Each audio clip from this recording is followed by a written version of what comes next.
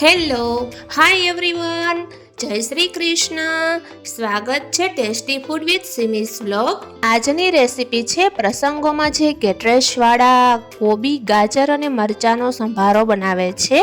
તો એકદમ મસ્ત ટેસ્ટી અને સ્વાદમાં પણ જોરદાર એવો સંભારો લઈને આવી છું. જો તમે આવી રીતે સંભારો બનાવશો તો એકદમ સરસ કડક અને પાણી પણ નહીં ચડે તેવો સંભારો બનશે.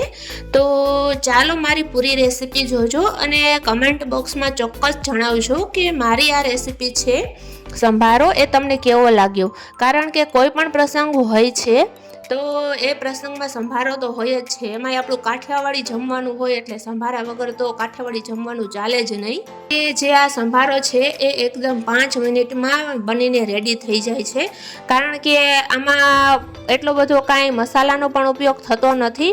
ખાલી તેલ, હળદર અને મીઠુંનો જ ઉપયોગ થાય છે, પણ તો પણ જમવામાં એટલો સ્વાદમાં ટેસ્ટી લાગે છે કે વાત જ પૂછોમાં. અને મેં જે આ સંભારો બનાવ્યો છે એ 2 વ્યક્તિ માટે જ બનાવ્યો છે.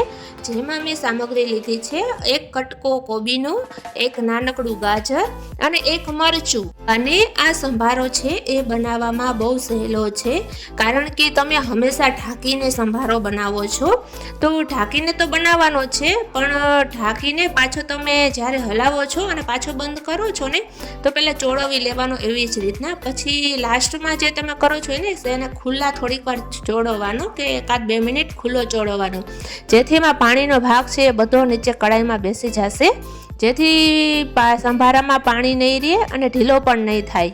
તો બસ આ ટ્રીકથી જ બનાવવાનો છે. તમે આ ટ્રીકથી જો સંભારો બનાવશો તો જે પ્રસંગોમાં કેટરેશવાળા બનાવે છે એવો જ સંભારો બનશે અને સ્વાદમાં પણ જોરદાર બનશે.